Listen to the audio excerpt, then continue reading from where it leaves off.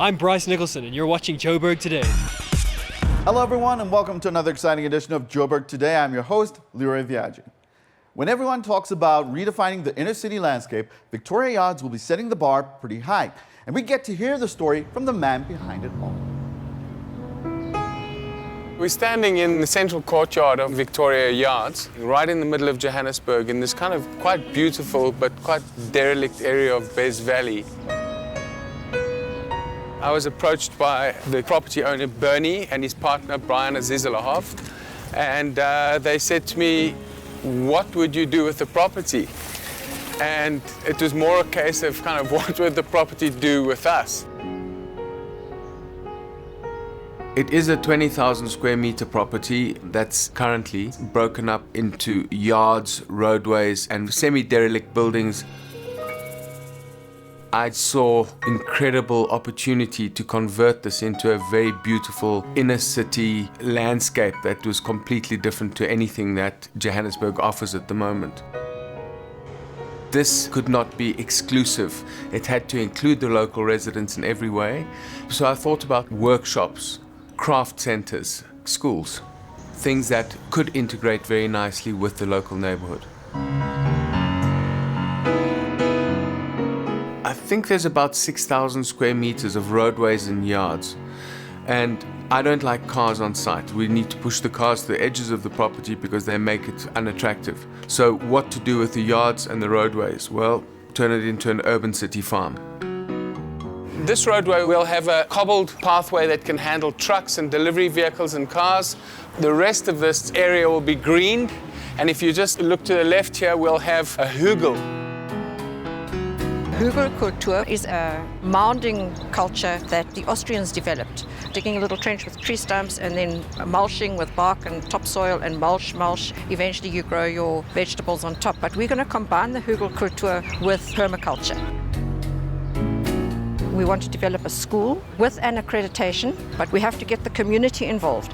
We do have people around here who need to learn skills so that they can do something to uplift their lives. Agriculture is the mother of all.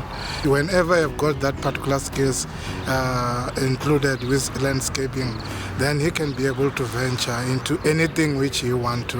Then if we walk around here, in front of us will be our greenhouse, and we're going to put clear roofs on it, and that will be our first school classroom as well. This little building will be in another beautiful courtyard, put another hugel or two and just kind of make the place, turn it into something from what looks like a mess into something very beautiful and open to the neighborhood. And then I saw all of these buildings with people working in them as workshops, as you can see behind us. But I wanted more of an artisanal approach. There are many people in the yard with skills that we'd like to retain, if possible. So we'd like to take those skills and push them more into the creative world. In this little workshop is a chap called Norris, and he makes wedding chairs made out of horrible pine and bits of chipboard. So I thought, well, why don't we buy some good wood, give him a sample of a chair, and he turned out 5 beautiful Adirondack chairs made out of Kiat. So he's exactly the kind of guy that we want to keep within Victoria Yards. Once things started warming up and I started walking on the site a lot, started chatting to people, artists started approaching me and saying that they would love to get involved. 3 of them quite famous South African artists, well, one's American but living in South Africa, Roger Ballon. We've got Philemon Slongwani hoping to get a big studio on the new site, which is just across the Spruit, which is another 10,000 square meters, and Blessing Ngubeni, all internationally represented artists.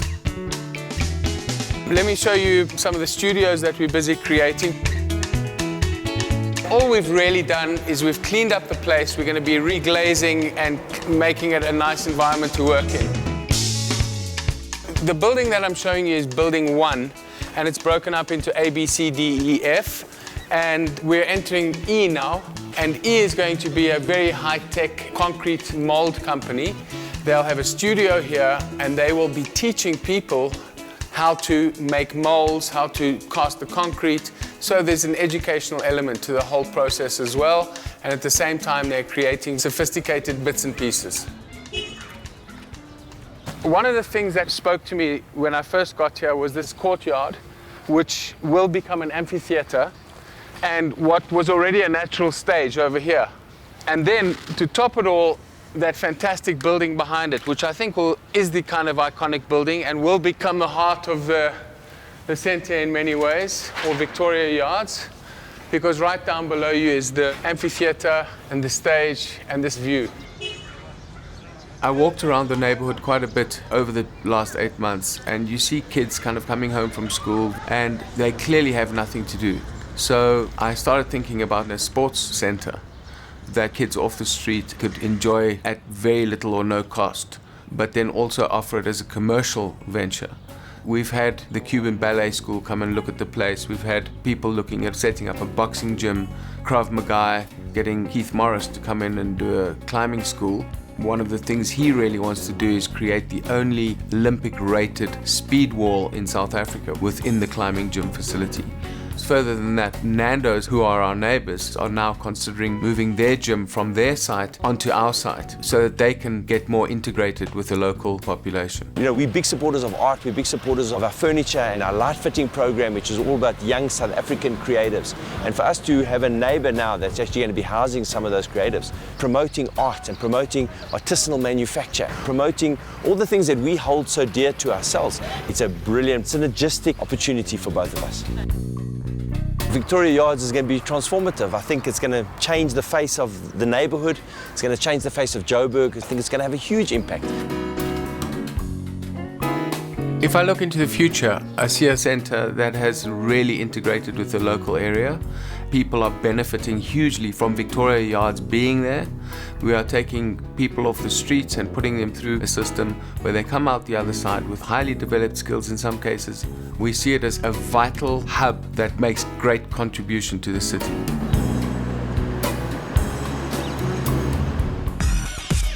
Joburg Today will be providing an update on the story in the coming weeks.